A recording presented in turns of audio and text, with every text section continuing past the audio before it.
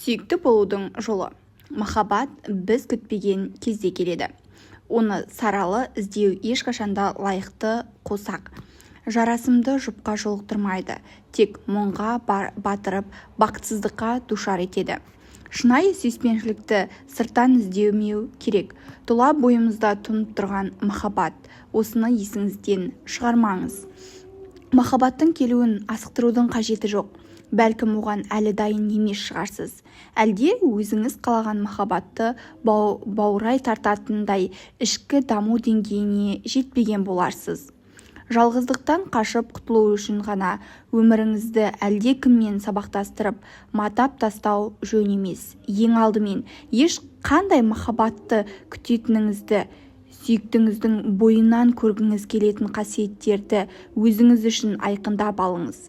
Сонда ғана сіз нақ сол адамды жолықтырасыз. Ой елегінен өткізуге тырысыңыз. Неліктен осы уақытқа дейін махаббатыңызды кездестірмедіңіз? Бәлкім, тым қатал шығарсыз. Немесе өзіңізді сүюге және сүйікті болуға лайық жан санамайсыз ба? Мүмкін, тым жоғары талаптар қоятын шығарсыз. Таңдаған жарыңыздың экраннан жұлдыздарына ұқсағанын қалайсыз ба?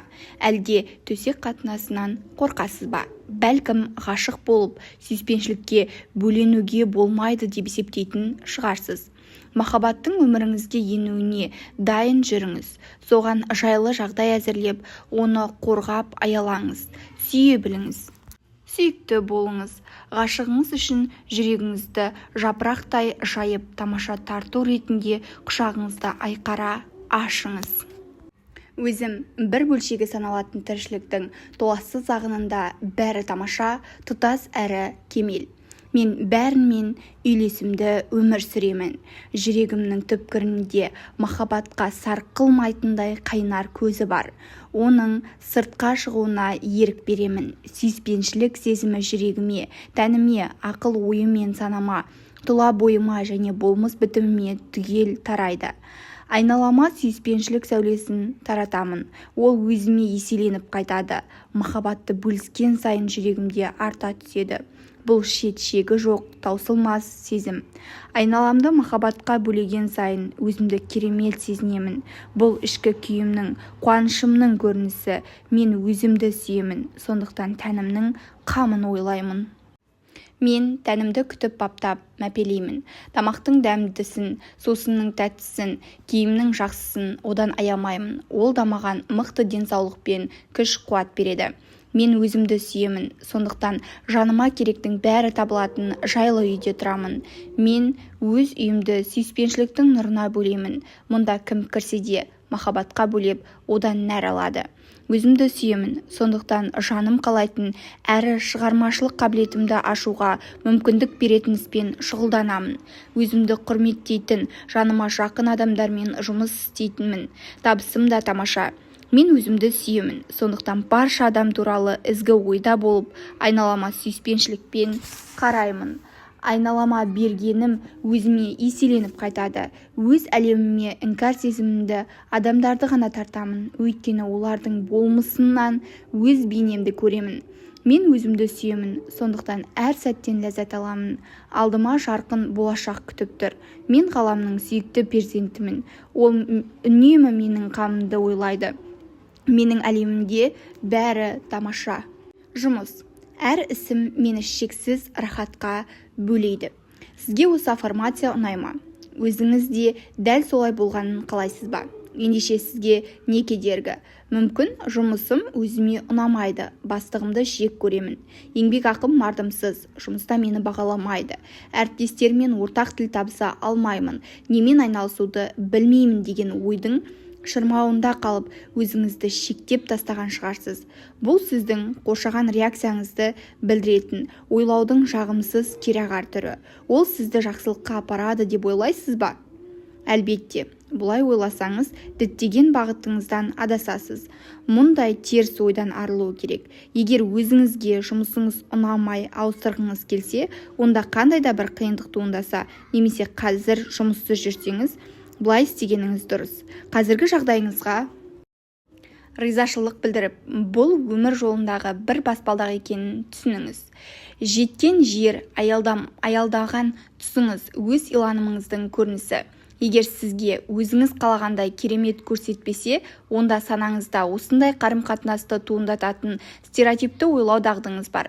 Өзіңіздің қазіргі жұмысыңыз немесе бұрынғы атқарған қызметіңіз туралы, сондай-ақ ол орналасқан ғимарат, лифт, баспалдақтар, жұмыс кабинеті мен жиһаз, құрал-жабдықтар жөнінде де кімге және кім үшін еңбек етіп жүргеніңіз туралы да сүйіспеншілікпен ойға беріліңіз. Әрқашанда бастықтан жолым болды. Маған құрметпен қарайды. Ол кішіпейіл, жомарт және онымен жұмыс істеу өте оңай деген ойға көңіліңізді сендіріңіз. Осы ойдың сана-сезімге терең бойлауына мүмкіндік беріңіз. Мұның болашақта тигізер көмегі көп. Күндердің күні өзіңіз бастық бола қалсаңыз, нақ сондай ізгі сипаттарды иеленесіз. Осы тұста жаңа жұмысқа тұрып, қатты абыржыған бір жас жігіт туралы әңгімелеп берейін. Оған неге бұл қолымнан келмейді деп ойлайсың? Сен міндетті түрде табысқа жетесің. Жүрегіңді айқара ашып, бойыңдағы дарыныңды жарқырай көрінуіне жол бер. Жұмысқа кірген мекемеңе, өзің қызмет ететіндерге, әріптестеріңе сүйіспеншілікпен қара. Сонда бәрі жақсы болады дегенім есімде. Ол менің кеңесіме құлақ асты да толағай табысқа жетті. Егер сіз жұмыстан шығу не ауыстыруға бел бусаңыз, оны нақ осы қызметті армандайтындарға іңкәрлікпен қалдырып бара жатқаныңызды өзіңізді сендіріңіз. Шүбә келтірмеңіз, ондай адамдар әрине табылады. Бүгінде өмір сіздердің өзінің шахмат тақтасының үстінде тоғыстырып тұр. Жұмыс аффирмациясы: керемет, жаңа жұмысты қабыл алуға әзірмін. Ол қабілетімді ашуға, шығармашылық мүмкіндігімді көрсетіп, одан ләззат алуыма мүмкіндік береді. Басшылар мен әріптестерімді жақсы көремін. Олар да мені ардақтап, құрметтейді. Мен тамаша жерде жұмыс істеймін, жалақым да жоғары. Егер жұмыста біреу жыныңызға тиіп, ашуландырса, оған сүйіспеншілік пен алғыс айтыңыз. Әр адамның бойында алуан түрлі қасиеттер бұғып жатады. Біз оны қаламаспыз, бірақ белгілі бір жағдайда кез келген адам Гитлерге немесе Терезаға анаға айналып кетуі мүмкін. Әлде біреу тым қатал, әрі қазымыр болса да, оны кең пейіл, ізгі жүректі жан екен деп көңіл жұбатыңыз. Ал жылаңқы, байбаламшы кісі болса, көңілді ақжарқын жан ретінде бағалап, онымен бірге жүру жанға жайлы екеніне өзіңізді сендіріңіз. Қаталдық танытса, болмысының басты қыры жанашырлық екеніне иланыңыз. Егер адамның бойынан тек жақсы қасиеттерін көре білсеңіз, басқалармен қалай қарым-қатынас жасайтынына қарамастан, ол міндетті түрде сізді жақсы көріп, іш тарта бастайды. Менің танысыма жаңа жұмыс клубта фортепиано тартуды ұсынады. Әлгі мекеменің қожасы сараңдығы мен пасықтығы мен аты шыққан біреу еді. Қарауындағыларды тіпті оны ажал мырза деп те атайтын. Кеңес сұрай келгенде танысыма: әр адамның бойында ізгі қасиеттері бар. Бастығыңыздың өзге қызметкерлерге қалай қарайтынына мән бермеңіз. Оның сізге түк қатысы жоқ. Ол туралы әрдайым жақсы ойда болыңыз. Маған үнемі тамаша басшы жолығады деп сенімді түрде айтыңыз. Осыны қайталай беріңіз дедім. Танысым осы кеңесіме құлақ асып еді, жолы сайрап сала берді. Бастығы оған ілтипатпен амандасып жүрді. Содан соң сыйақы төлеп, тіпті бірнеше клубта өнер көрсетуге шақырды. Алайда басшы туралы жағымсыз ойда жүретін басқа қызметкерлерге бұрынғысынша нашар қарады. Егер жұмысыңыз ұнайтын болса, бірақ жалақыңызға көңіліңіз толмаса, қазіргі табысым да әжептәуір деп өзіңізді жұбатыңыз. Біз барды қанаға тұтып, ризашылық білдірсек, ол әрі қарай өсіп, өрлеуімізге мүмкіндік береді. Сана-сезіміңіз молшылыққа жол ашатынына, жалақыға үстеме қосу сол жолдағы алғашқы қадам екеніне өзіңізді сендіріңіз. Қазіргі жағдайыңызға наразы күйде жүргендіктен ғана үстемақыға ілікпегеніңізді қайталап айта беріңіз. Бірден-бір себеп, сіз компания үшін тамаша таптырмас мамансыз. Басшылар да түскен пайданы сізбен бөлісуге пейілді. Мейлінше жақсы жұмыс істеңіз. Сонда ілгерілеуге, қызмет бабында көтерілуге лайық екеніңізді ғаламда біледі. Қазіргі жағдайыңыз өз ой-санаңызға ғана байланысты. Ол бәрін осы қалпында сақтап қалады, не алға жылжып беки өрлеуіңізге мүмкіндік береді. Өзіңіз білек түрге кірісуіңіз керек. Бәрі өз қолыңызда. Өзім бір бөлшегі саналатын тіршіліктің толассыз ағынында бәрі тамаша, тұтас әрі кемел. Болмысымнан бастау алатын, бойымда бұлқынған шығармашылық қабілетке жарыққа шығарып, мені шексіз рахатқа бөлейді. Менің қызметіме көп адам мұқтаж. Мен сұранысқа ие маманмын, сондықтан таңдау еркі өзімде. Өзіме ұнайтын іспен айналысып, жақсы табыс табамын. Жұмысыма қуанышқа бөлеп, қанағат сезімін сыйлайды. Менің әлемімде бәрі тамаша. Табыс. Кез келген тәжірибе табыс әкеледі. Сәтсіздік деген не? Қалаған немесе күткен нәтижеңіз басқаша болып шықты ма? Өмірдің жазылмаған айнымас заңы бар. Ойымыз бен иланымымыз іс-әрекетімізде дәл көрініс табады. Маңызды жайтты назардан қағыс қалдырмаңыз. Тартыншақтасаңыз сәтсіздікке ұшырайсыз. Бәлкім ішкі даусыңыз табысқа жетуге сай емес екеніңізді сыбырлаған шығар. Әлде жан дүниеңіздің түпкірінде нәтижеге өзіңізді лайық санамаған боларсыз. Бұл компьютермен жұмыс істегенге ұқсайды. Ол жұмыс ырғағын жаңылғанда өзімді кінәлі санаймын. Демек, оның жұмыс істеу ережесін бұздым. Менің әлі де үйренерім бар деп ойлаймын. Егер бірінші рет ештеңе шығара алмасаңыз, тағы да байқап көріңіз дегенге саятын баяғыдан келе жатқан нақыл сөз бар. Иә, шынында да солай. Тек сәтсіздік үшін өзіңізді жазғырып, бұрынғы қателіктерді қайталаудың қажеті жоқ. Неден шатасқаныңызды түсініп, ойға алған нәтижеге жеткенше басқа малдарды байқап көргеніңіз абзал. Өмір бойы табыстан табысқа жете беру бізге туысымыздан берілген несібе деп ойлаймын.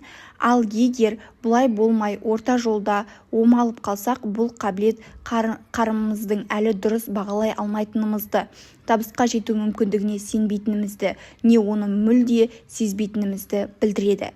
Біз биік мақсаттарды көздеп, алдымызға бүгін орындалмайтын міндеттер қойған кезде сәтсіздіктен қашып құтыла алмаймыз. Есіңізде шығар, бөбек тәй-тәй басып жүре бастаған шақта әр қадам үшін мақтаймыз. Сол сәтте сәби шаттанып, бар күшін салып алға ұмтылады. Ал сіз жаңа нәрсені үйренуге талпынған кезде өзіңізді мақтайсыз ба? Әлде топас, бейбақ санап қадамыңызға тұсау саласыз ба? Актерлердің көбі алғашқы дайындықтан-ақ рөлді мінсіз ойнауға тиіспін деп ойлайды. Мен репетиция деген әлі де үйреніп, бір қайнауы кем дүниенің иінін қандыру үшін жасалатынын олар да ылғи айтамын. Дайындық кезінде қателесуге де, сонымен бірге тың амалды пайдаланып көруге де болады. Әбден меңгеріп, тірлігіміздің бір бөлшегіне айналып кеткенге дейін жаңа нәрсені үйренуге бізге тек тәжірибе көмектеседі. Кез келген салада жоғары кәсіби біліктілікке көп жылға жан кешті еңбектің арқасында жетуге болады. Менің қабілетімді қайталамаңыз. Жаңа нәрсені байқап, бағымды сынап көруден ылғи тайсақтай беретін едім. Расын айтамын, оның қалай істелетінін білмегендіктен, жұрттың көзіне ақымақ болып көрінуден қорықтым. Үйрену барысында қателеспеу мүмкін емес. Түп санаңызға дұрыс түсініктер орныққанға дейін сіз де қателікке ұрына бересіз. Қашаннан бері өзіңізді жолы болмайтын, бейбақ санайтынымыз маңызды емес. Бүгіннен бастап табысты болуға ұмтылыңыз. Қайда және кім болып жұмыс істейтініңізге қарамастан, бір ғана ұстанымға, дара қағидаға бағыныңыз. Табыстың дәнін себіңіз. Ол міндетті түрде өскін беріп, мол өнімге кенелтеді. Жаратушы дарытқан ақыл ойым, өзім пайдаға асыратын бүкіл идеяның қайнар көзі. Қай істеде табысқа жетемін. Мына дүние баршаға арналған мүмкіндіктердің шалқар теңізі.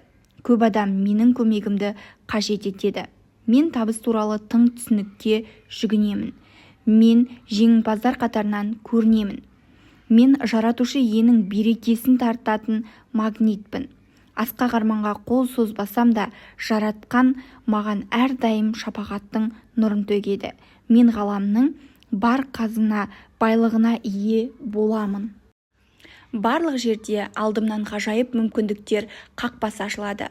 Осы жазбалардың кез келгенін тыңдап алыңыз да бірнеше күн бойы қайталап айтыңыз. Содан соң келесі тармағына көшіп тап солай жалғастыра беріңіз. Осынау идеялар санаңызға сіңе берсін. Оларды қалай жүзеге асырамын деп қам жемей-ақ қойыңыз. Міндетті түрде оның да сәті туады. Ақыл-парасатыңызға сеніңіз. Ол сізді дұрыс жолға бағыттайды. Өйткені сіз немен айналыссаңыз да табысқа жетіп, рахатын көруге лайық жансыз. Өзім бір бөлшегі саналатын тіршіліктің толассыз ағынында бәрі тамаша, тұтас әрі кемел. Мен жаратқанмен етене байланыстамын. Табысқа жетуге қажетті білім мен білік, қасиет өн бойымнан табылады. Ал қазір табысқа жетудің құпия сырын санама сіңіріп, өмірде жүзеге асырамын. Маған жүктелген міндетті абыроймен атқарып табысқа кенелемін. Өз тәжірибемнен тағылым аламын.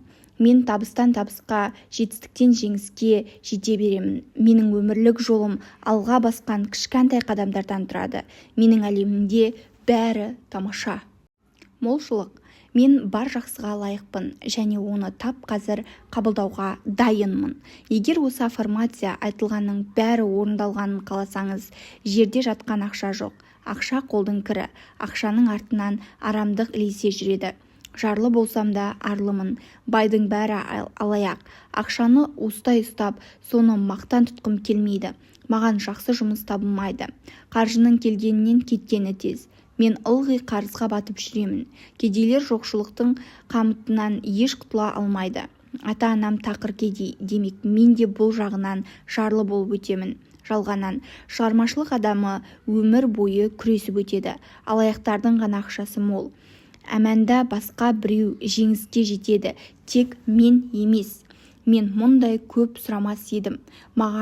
Бұған лайық емеспін. Мен бұған лайық емеспін. Тәуір табыс табатындай мықты маман емеспін. Есепшотыңызда қанша қаржы барын ешкімге айтпаңыз. Ешқашанда қарыз бермеңіз. Тиыннан теңге құралады. Ертеңіңді ойлап қаржы жи. Экономикалық дағдарыс кез келген уақытта басталып кетеді. Біреудің ақшасы көп екенін білсем, ызалана бастаймын. Ақша ауыр бейнетпен келеді деген тұжырымдарға сенбеңіз. Сонымен осы иланымдардың кейбіріне көңілің тоқталып құптайсыз ба? Құптап қана қоймай, солардың басшылыққа алған адам байып, молшылыққа кенеледі дегенмен келісесіз бе? Бұл стереотипті ойлау. Бәлкім отбасыңызда ақша мәселесіне тап осылай қараған шығар.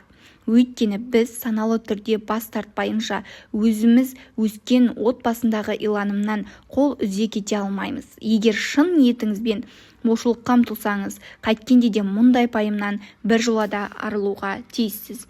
Мен үшін молшылықтың арнасы өзім туралы жақсы ойлаудан басталады.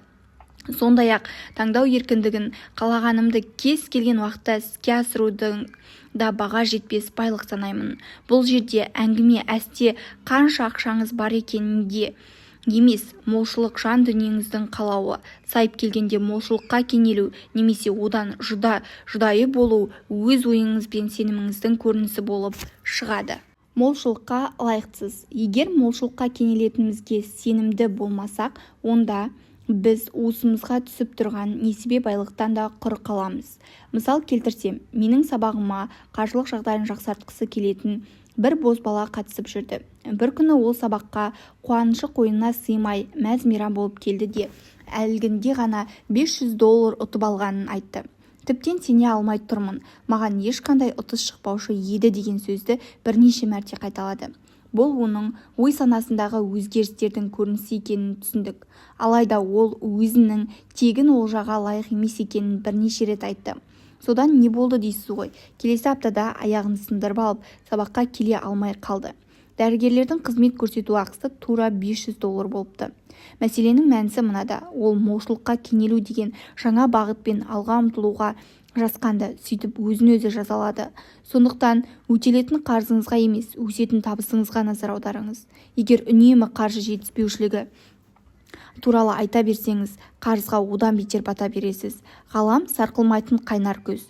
Тума бастау, одан қалағаныңыздың бәрін алуға мүмкіндігіңіз бар. Сіз қайткенде де түнгі тұнық аспанға көз тігіп, жұлдыздарды немесе бір уыс құм түйіршігін, ағаштың жапырағын Не болмаса терезеге тамған жаңбыр тамшысын, қызанақтың ішіндегі тұқымын санап көріңізші. Әр тұқымнан бірнеше түп қызанақ өсіп шығып, мол өнім салатынын ойлап қараңызшы. Қолда барға шүкіршілік етсеңіз, несібеңіз одан да молая түседі.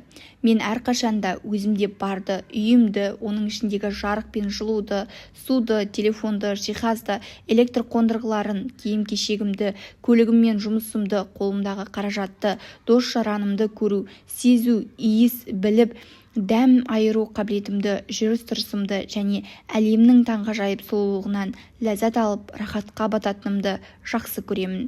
Дәйім алғысымды арнап шүкіршілік қыламын. Кедейлік пен мұқтаждықтан қашып құтыла алмайсың деген иланым ғана ойымызды шектеп, молшылыққа жетуімізге кедергі келтіреді. Мәселен, нақты не нәрсе сізге кесірін тигізеді? Бәлкім сіз ақша өзгелерге жәрдемдесу үшін ғана керек деп ойлап, өзіңізді түкке тұрғысыз санайтын шығарсыз.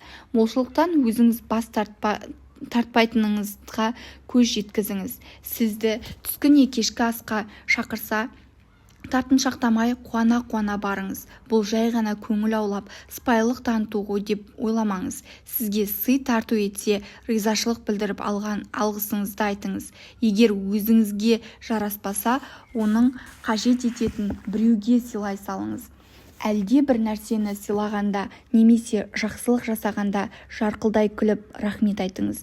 Өзіңіз де сый-сияпат көрсетіп қайырымдылық жасай беріңіз. Бұл үрдіс үзілмесін. Сол арқылы ғаламның сізге берер несібесін қабыл алуға даяр екеніңізді аңғартасыз. Жаңаға орын босатыңыз. Жаңа нәрсеге орын дайындаңыз. Жартылай желініп, қағазға улы күйінде тұрған тамақ қалдықтарын лақтырып, тоңазытқышты тазалаңыз. Шкафтарды да босатып, 6 ай бойы пайдаланбаған заттардан арылыңыз. Ал жыл бойы өзіңізге қажеті болмаған дүниелерді ойланбастан сатыңыз. Айырбастаңыз, біреуге беріңіз, тіпті болмаса өртеп жіберіңіз. Шкафтардың іші ыбырсып жатуы ойыңызды шашыраңқылығын білдіреді. Оны жинастырып жүріп, өз ойыңызды жинақтаймын. Өзіңіз осылайша сіз ғаламға белгі бересіз. Ғаламның барлығы бәрімізге жетіп артылады деген тұжырымды алғаш естігенде сенесіз бе? Маған тым ерсі, оғаш көрінген еді. Ал бәрінен құрал аққан қалған жарлы жақыбайларға ше. Тақыр кедейліктен әбден тығырыққа тірелген мына мен не істеуім керек сонда деп ойладым.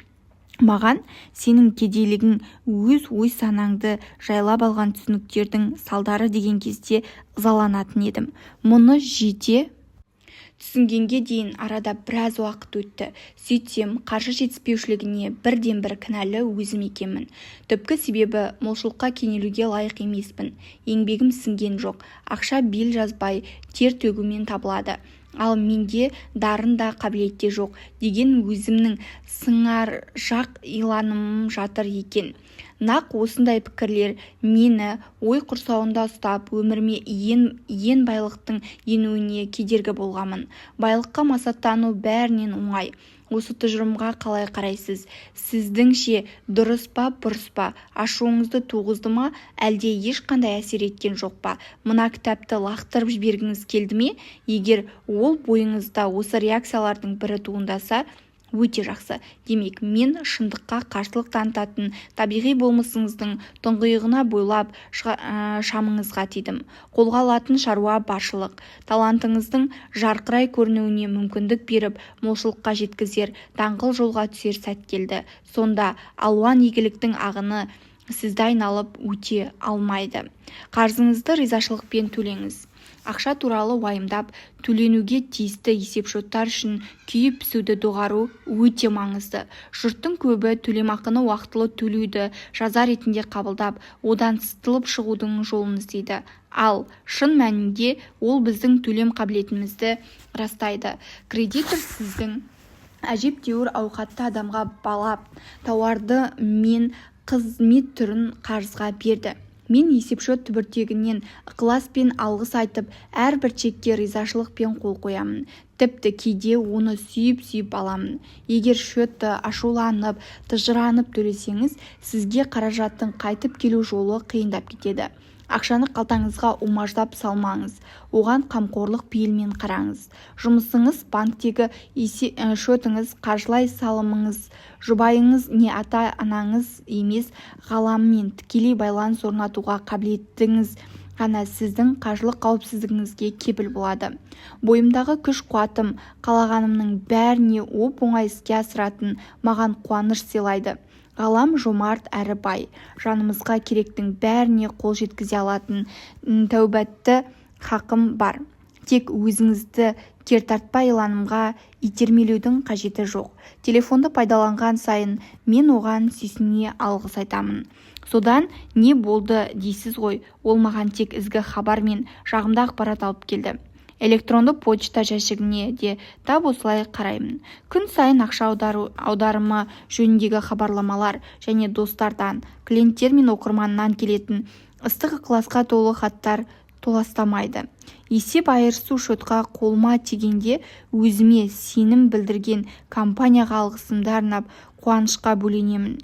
Үйіме бақ-береке кіріп, төріме ізгілік жайғасатынын білгендіктен есігімнің шырылдаған қоңырауына да, табалдырығы мен босағасына да алғыс айтамын. Баршаға арналған идеялар.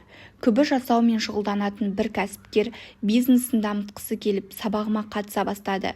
Өзін мықты маман ретінде бағалайтын, ол табысын жылына $1,5 миллион жеткізуге үміттенді. Мен сіздерге баяндаған идеяларымды оған да айттым. Көп ұзамай кәсіпкер мол пайда тапты да ақшасын Қытай фарфорына салып жаңа іс бастады. Ол табысы молайып, құйған қаражатының еселене түскеніне көңілі толып, өзіне дән риза еді. Өзгелердің ісі оңға басса қуаныңыз. Әлдекімнің сізге қарағанда жақсы өмір сүретініне қызғанышпен қарап күйінбеңіз. Олай істесеңіз, молшылыққа жеткізетін өз жолыңызды жауып тастайсыз.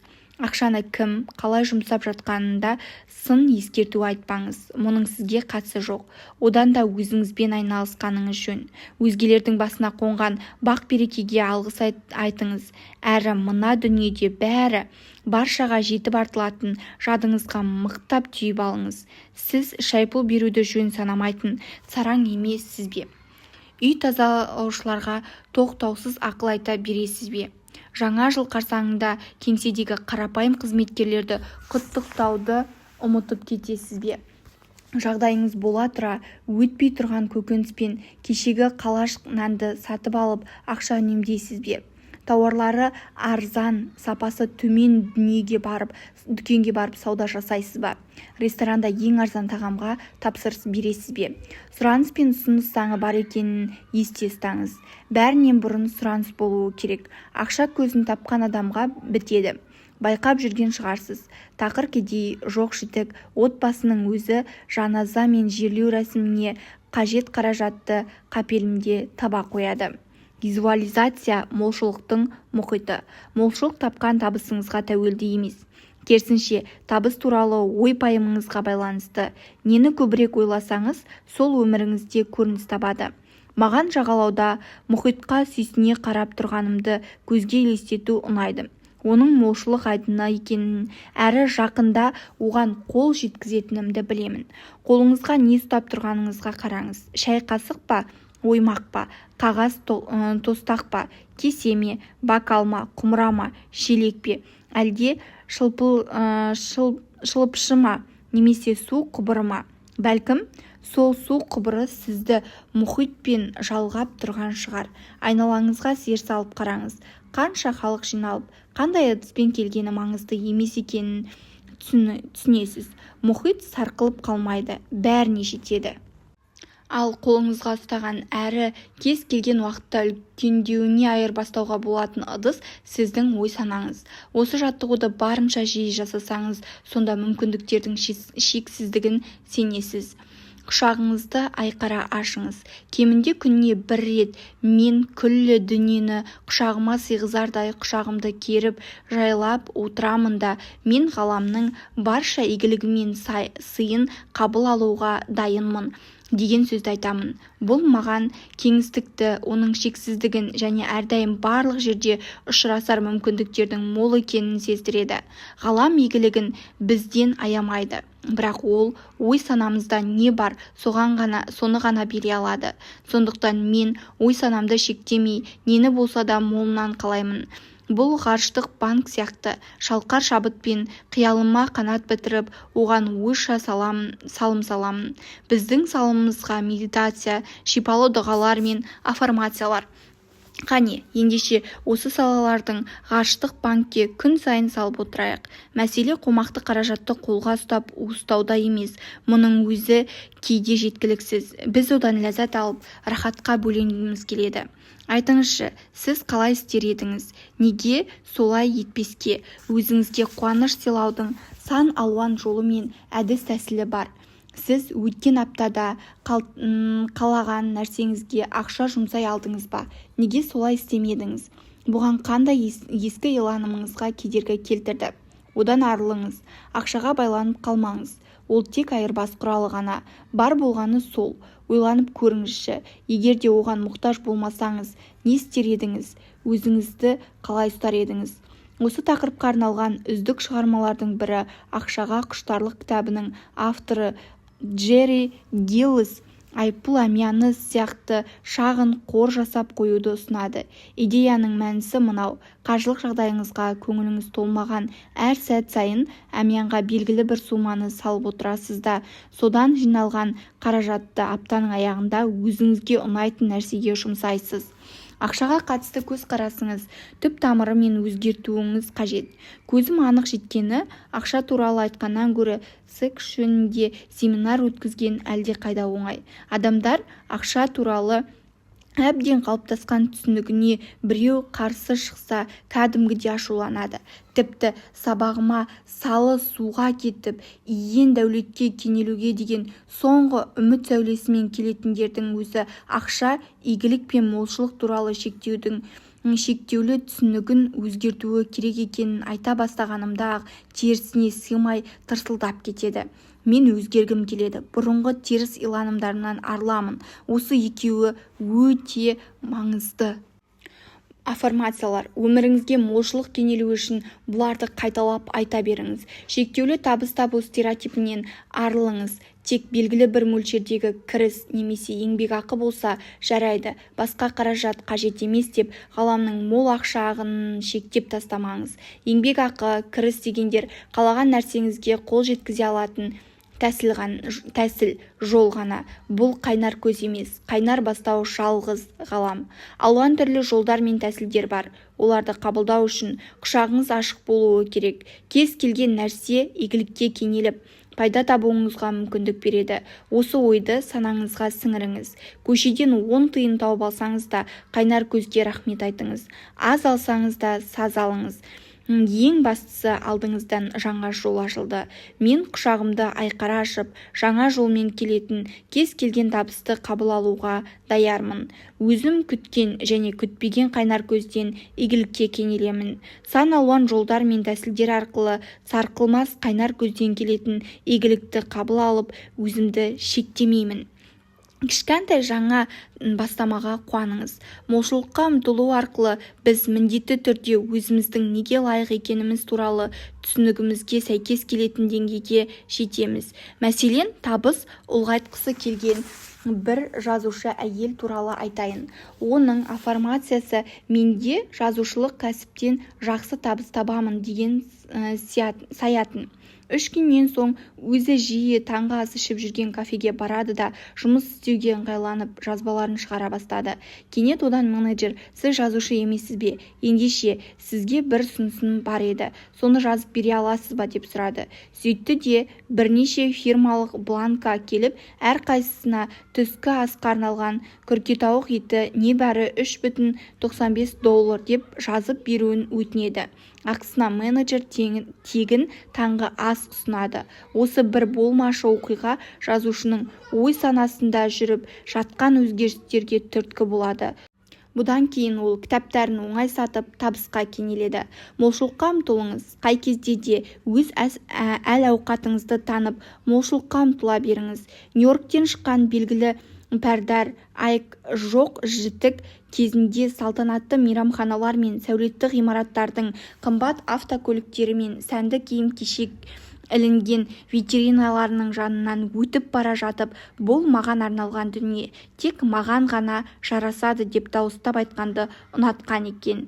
Көркі көз тартқан виллаларды, банктерді, әдемі дүкендер мен яхталарды көрген кезде ләззат алыңыз. Мұның барлығы өз дәулетіңіздің бір бөлігіндей түйсініңіз. Осылайша ие болғыңыз келгеннің бәрін қабылдасаңыз, ой-санаңыздың аясы кеңейе түседі. Жарасымды киінген адамдарды көрсеңіз, бұлардың бай болғаны керемет емес пе? Біздің бәрімізге барлығы жетіп артылады деп ойлаңыз. Біз бөгде біреудің байлығын иемдену үшін тыраштанбаймыз ғой, өзімізге тиесіліні ғана дәметеміз. Сөйте тұра қолымызда ештеңе жоқ. Біз басқа біреудің иелігіне өткенше әлдебір мүлікті пайдаланамыз. Рас, кейде бірнеше ұрпақ буыны ауысқанша ол отбасында қала береді. Бірақ бәрібір түбінде басқаның игілігіне көшеді. Өмір ағысы осыдан көрінеді. Дүние мүлік келеді де кетеді. Егер бір нәрсе кетсе де жаңа дүниеге орын босайтынына сеніңіз. Қошеметті қабыл алыңыз. Жұрттың көбі байығысы келеді, бірақ қолпаштап қошеметтегенді мүлде ұнатпайды. Мен өнер көгінде жұлдыздай жарқырауды армандайтын, болашағын зор үміт күттіретін кейбір жас актерлер мен әртістерді білемін. Ал олар қошемет сөз естісе тыжырынып қалады. Алайда қошемет дегеніміз молшылыққа кенелу үшін бізге берілетін сый тарту. Оларды ілтипатпен қуана қабылдауды үйреніңіз. Мен қолдау қошемет көрсем, не сыйлық алсам, дәйім жымия күліп алғыс айтамын. Кішкентай кезімнен анам соған үйреткен. Осы қағиданы өмір бойы ұстанып келемін. Ыстық ықыласқа ілтипатпен жауап қайтару тіптен керемет. Мұндайда сізді қолпаштаған адамның өзі сый алғандай сезінеді. Тіршілік тарту еткеннің бәрін ризашылықпен қабыл алыңыз да ақ көңіл кең пейіліңмен өзгелерге таратыңыз. Бұл үрдіс үздіксіз жалғаса берсін. Әр таңда оянып, жаңа күннің келгеніне қуаныңыз. Аман есен, сау саламат достарыңыздың ортасында жүргеніңіз, талай іс тындырып, болмыстың шаттығын көре алатындығыңыздың өзі зор бақыт. Кемел білімге ұмтылыңыз, өзгеру процесінен ләззат алыңыз.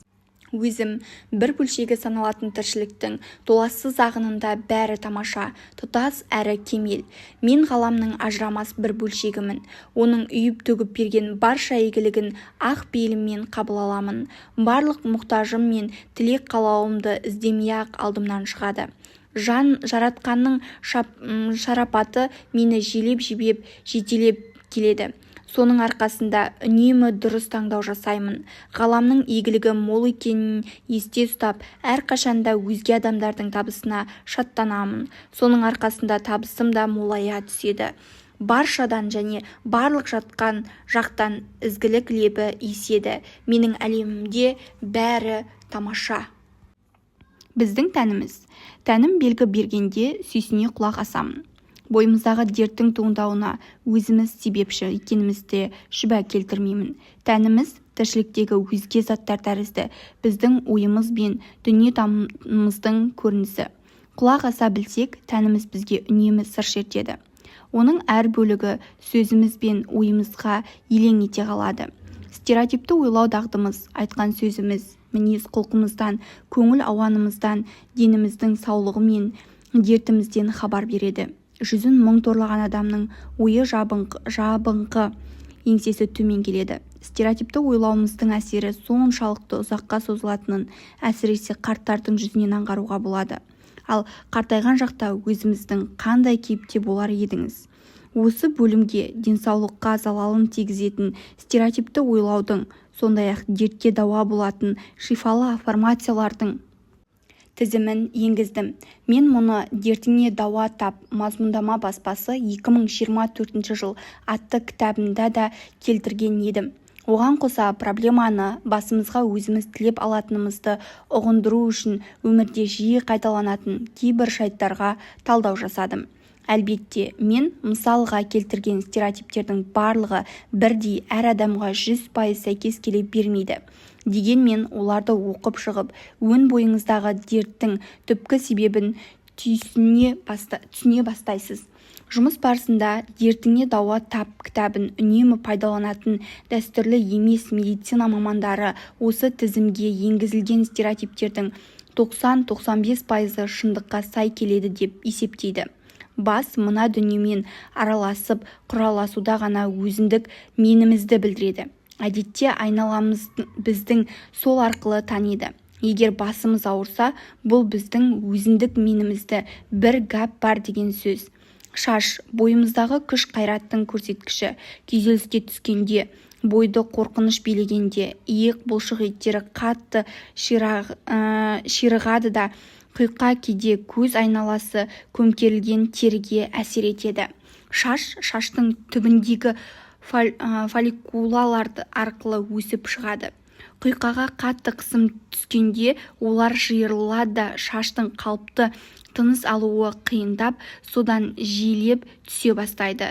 Қысым тұрақты сақталса, фолликулдар жиырылған күйі қалып, шаштың қайта шығуына мүмкіндік бермейді. Содан бас терісі жалтырап, таз болып шыға келеді. Әйелдердің шашы күйзеліс пен күйінішке толы бизнес әлемін игеруге кіріскен шақтан түсе бастады. Олар шебер жасаған париктердің арқасында айналасы байқалмайды. Ерлерге қарағанда парик киген тас тақыр әйелдер табиғи қалыпта әрі тартымды көрінеді.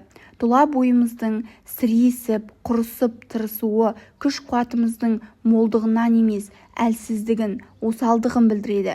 Керісінше, денемізді бос ұстап, босаңсуымыз бойымыздағы күш-қуатты дарытады.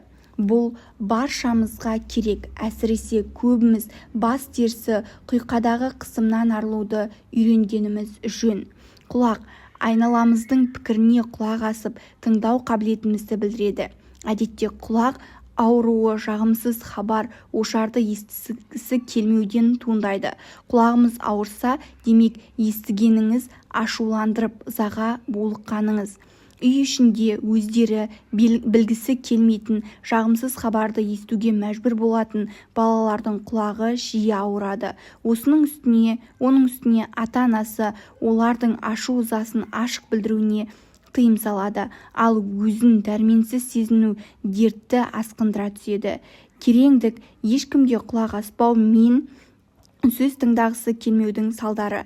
Саңырау адамның қосағы әдетте ауыз жаппай сөйлейтін мылжың болатынын өзіңізде байқаған шығарсыз. Көз әлемді көруге қаншалықты дайын екеніміздің индикаторы. Егер көзге қатысты проблема туындаса, бұл негізінен өз бойымызда немесе айналамызда осы немесе өткен шақтағы, болашақтағы болып жатқан жағдайды көргіміз келмейтінін білдіреді. Балалар кішкентайынан көзілдірік тақса, олардың үй ішінде жайсыздық бар деп батыл айтуға болады. Бұл тура мағынасында балалар әлденеге қарағысы келмейді деген сөз. Жағдайды жақсы жағынан өзгертуге шамасы жетпесе, бейсаналы түрде қоршаған дүниені айқын ажырату қабілетінен айырылады. Өткен шаққа ойша оралып, көзілдірік тақпай тұрып, 1-2 жыл бұрынғы әлдебір жағдаяттарға байланысты пайда болған жағымсыз сезімдерден арылған клиенттерімнің көпшілігі таңғаларлық табысқа қол жеткізді. Сіз өзіңіздің осы шағыңыздан әлденені теріске шығарасыз ба?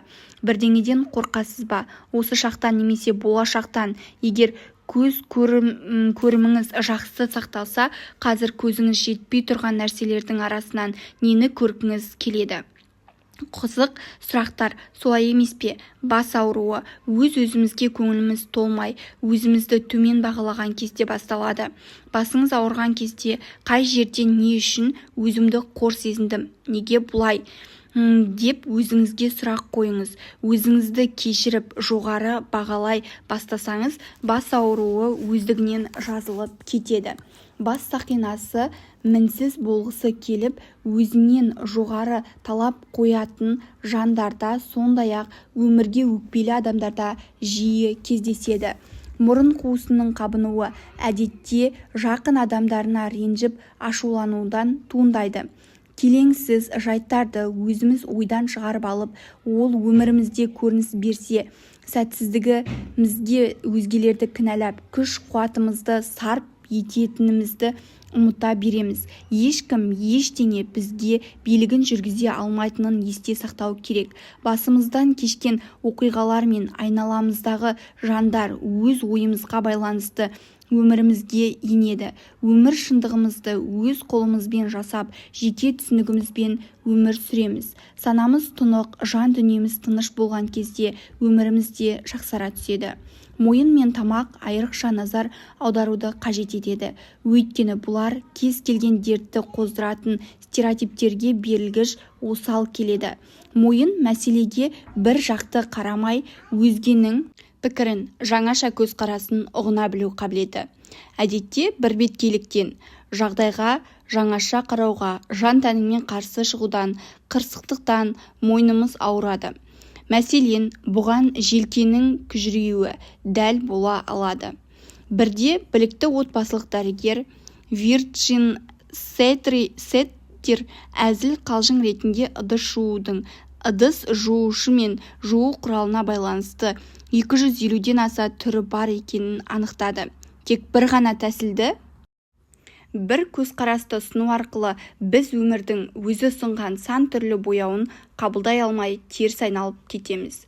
Тамақ жеке мүддеңізді қорғап қалу тілегімізді білдіру, өзімізді тұлға ретінде таныту қабілетімізді көрсетеді. Өзімізді еркін сезіне алмай, қорғануға шамамыз жетпеген кезде дімкәстанамыз. Ашуға ерік бергенде ақылымыз ісінеді. Сондай-ақ абыржып, жан дүниеміз астан-кестең болса, тамақ ауруына суық тию қосылып діңкәлатып түседі. Ларингтің жағымсыз эмоциялары арнасынан асып, ашу-ызадан булығып, сөйлей алмауды білдіреді. Бұған қоса, алқым шығармашылық қуатымыздың қайнар көзі. Сол қуат лықсып шығар жол таппаған кезде тамақ ауырады. Тек өзіне емес, ата-анасына, сүйіктісіне, бастығына ұнайтын нәрсені істеп, өлгенше өзгелердің қас-қабағына қарап өмір сүретін адамдар көп екені мәлім. Мұндай жандар әдетте өзінің қалауы мен шығармашылық арынын тежеп, тұншықтырып тастаудың салдарынан тонзиллиттен жапа шегіп, қалқанша без кеселіне шалдығады. Тамақтың тұсында 5-ші шакра, күш-қуат пен өзгерістер орталығы орналасқан. Біз өзгерістерге қарсылық танытқанда, аңдаусызда тап келгенімізді немесе керісінше бар күшімізді салып өзгеруге тырысқанда тамағымыз жыбырлап кетеді. Кенеттен сізді жөтел қысты делік. Тап осының алдында не айтылып еді? Ол сөз қалай қабылдадыңыз? Жөтелуге не себеп болды? Бірбеткейлігіңіз өзгерістерді жақтыртпауыңыз ба, әлде бұл өзгерістердің басталып кеткенін білдіре ме? Жеке қабылдауымда жөтелді өзін-өзі тану құралы ретінде пайдаланамын. Әлде кім жөтеле қалса, одан қолын алқымына тигізіп, мен өзгерістерге дайынмын, немесе мен өзгеремін деп айтуын өтінемін. Қол иықтан білезікке дейін өмір жолымызда кездескен жайттарды еңсеру қабілетімізді сипаттайды. Қолдың қары мен қалай игеретінімізді көрсетеді. Білек шынтақтан білезікке дейін қабілетті бейнелейді. Буындарда езгі уайым, қайғымыз сақталса, шынтақ бағыты өзгертудегі икемділікті білдіреді. Ойланып көріңіз, өмірлік бағытыңызды өзгертуге шамаңыз жете ме? Әлде ескі қайғы мұң етегіңізден тартып бір орында тыпырлап тұрасыз ба?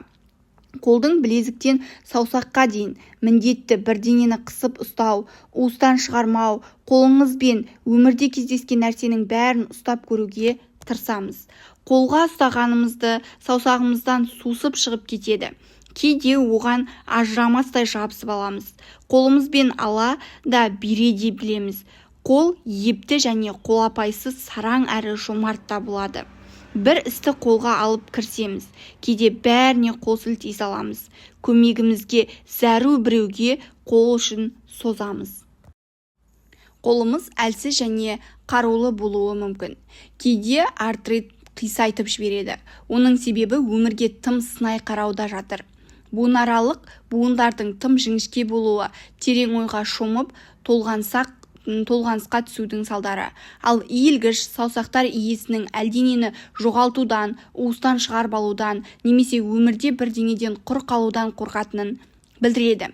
Бір адамға байланып, тас кенедей жабысып алсаңыз, бұл серігіңіздің үрейлендіріп, үркітіп жіберуі мүмкін. Жұмған жұдырығыңызбен ештеңе ұстай алмайсыз. Демек, жаңадан еш нәрсені меңгере алмайсыз. Қолыңыздан еркін сілтесеңіз, құрсаудан босап, кедергіге арыласыз. Бойыңызды бос ұстаңыз. Игілігіңізді тартып алуға ешкімнің әді жетпейді. Саусақтардың әрқайсысының өз мән маңызы бар. Соған байланысты дәмкәстік басыңызға түскен қиындықтардың сипатын көрсетеді. Мысалы, сұқ саусағыңызды кесіп алсаңыз, бұған әлдебір тұрмыстық жағдайда намыстың тапталуынан туындаған үрей мен ашу ыза себеп болады. Бас бармақ ойлау қабілетіне байланысты. Мазасыздық әлденеге алаңдауды білдіреді. Сұқ саусақ қорқыныш пен ар-намыстың көрсеткіші. Ортаңғы саусақ ашу, ыза мен сексуалдық қабілеті. Біреуге долдансаңыз, ортан теректі ұстап тұрыңыз. Ашуыңыз басыла қалады. Егер ер кісі ашуыңызды келтірсе, оң қолыңыздың, ал әйел адам жыныңызға тисе, сол қолыңыздың ортаңғы саусағын сығымдаңыз. Аты жоқ саусақ бір мезетте келісімді және өкпе ренішті білдіреді. Шынашақ отбасылық қарым-қатынас, жалғандық пен жасандылық. Арқа өмірдегі тірегімізді, қолдауды сезінуімізді білдіреді. Жон арқаңыз ауырса, бұл арқа сүйер тіректі сезінбейтініңізден хабар береді. Көбіне бізге жұмысымыз, отбасымыз немесе жұбайымыз қолдау көрсетеді деп ойлаймыз. Ал шын мәнінде бізді толықтай өмірдің өзі қолдап қорғайды. Арқаның жауырын тұсы ауырса, қолдаудың жетіспеушілігін білдіреді. Біз жұбайымыз, досым, бастығым жанымды түсінбейді, қолдау көрсетпейді деген иланып қалғанбыз. Арқаның ортаңғы бөлігі өз-өзіңізді кінәлі сезінумен, бұрыннан бойда бұғып жатқан қорқынышқа байланысты. Сіз өткен шақтан қорқып, оны ұмытуға тырысасыз ба? Құдды бір арқаңызға пышақ сұққандай күй кешесіз бе? Өзіңіздің әбден қалжырап шаршағаныңызды сезесіз бе? Қаржылық жағдайыңыз тұрақсыз ба? Әлде осыдан қарадай қорқып үрейленесіз бе? Мұндай жағдайда беліңізге, ұшаға көңіл бөлгеніңіз жөн. Ақша тапшылығы мен оны жоғалтып алудан қорқсаңыз, бел омыртқаңыз ауырады. Қаражаттың мөлшері жөнінде мазасыздану әдетте тап мұндай әсер етпейді.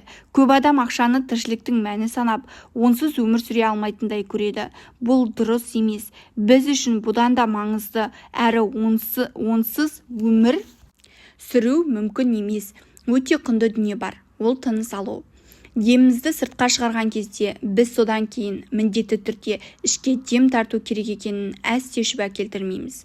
Қайта дем алу мүмкіндігінен айырылсақ, 3 минуттан артық өмір сүре алмаймыз. Жаратқан бізге қанша ғұмыр берсе, сонша тыныстау қабілетінде аямай берді. Ендеше, өмір сүруімізге ауадай қажет қалған дүниені де одан түгел алуға болатынын қалайша сенбейміз. Өкпе өмірге деген қарым-қатынасымызды бейнелейді. Егер өкпеңізде бір кінәрат болса, онда өмірді боямасыз қалпында қабылдаудан қорқасыз, немесе толыққанды мән мағыналы тіршілік етуден қауіптенесіз. Бұрынғы кезде әйелдер терең тыныс ала алмайды. Өйткені олар өзін қоғамнан орын алуға, тіпті кейде өмір сүріп, тірлік етуге лайықсыз екінші сұрыптағы пенделерге балады.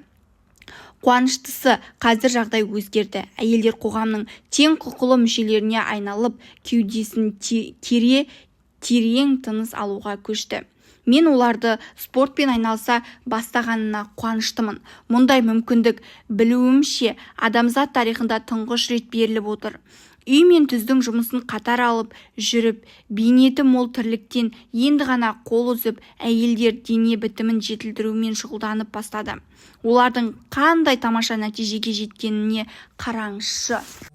Өкпенің қалыптан тыс кеңеюі мен будақтата темекі тарту әдеті өзін жарым жан өмір сүруге лайықсыз сезінудің көрінісі.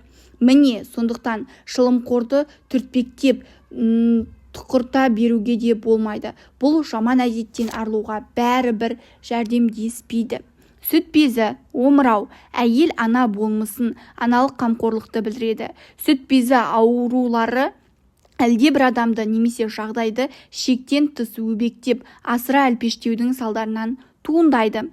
Ана баласының өз бетінше жетілуіне мүмкіндік беруі қажет. Жаны қалмай бәйек болып, тым қамқор болса, сәбиін дербестіктен жұрдай қылады. Қамқорлыққа алып, жөн көрсетуге құлшынғанда асыра сілтемеуге тырысыңыз. Қызғыштай қорғап, қамқорлық көрсетуге балаңыздың өмірлік тәжірибе жинауына кесірін тигізеді. Кейде біздің аса қатты өбектеп шектен тыс қамқорлық жасауымыз оған ғаламның қуат алу мүмкіндігінен айырады. Сүт безінің қатерлі ісігі ішке беріштей қатқан өкпе реніш салдарынан да туындайды. Бойыңызда талай жылдан бері бұғып жатқан үрей қорқыныш мұң нала болса, одан арылғаныңыз жөн. Сол кезде сізге әр қайсымыздың бойымызда бар ғаламдық сана көмектеседі. Жүрек әрине махаббатты, ал қан тамырымыз қуалап ағындаған қуанышты бейнелейді. Сүйіспеншілікке толы жүрегіміздің әр лүпілімен бойымызға қуаныш тарайды. Егер сүйіспеншілік пен қуанышты сезінуге өмірімізге рұқсат берсек, жүрек қысылып, суып кетеді. Соның салдарынан қан баяулай ағып, анемия, стенокария, инфаркт сияқты кеселдерге ұшырайды. Өмірде өзіміз қолдан жасап алған драмаға шырмалатынымыз сонша қуанышты сәттерді аңғармай жатамыз. Бойымызда бар қуанышты сыртқа шығармай, тұншықтырып басып тастаймыз. Ал бұл жүрекке үлкен соққы болып көтере алмайды. Жүрек талмасына ұшыраған адамдар, шаттықты сезініп көрмеген бақытсыз жандар, егер олар өмірдің қуанышын бағалауға уақыт таппаса, кейін тағы жүрек талмасына бастан өттереді. Әдетте жүрегі алтын, тас жүрек, қару жүрек, ақ жүрек, мейірімге толы жүрек деп те айтып жатамыз. Ал сіздің жүрегіңіз қандай? Асқазан жаңа идеяларды игеру, қорытып бойға сіңіру қабілетіңізді көрсетеді. Асқазаның ауырып жүрсе, қандай жағдайды қорытып сіңіре алмай жүрсіз? Не шамыңызға тиді?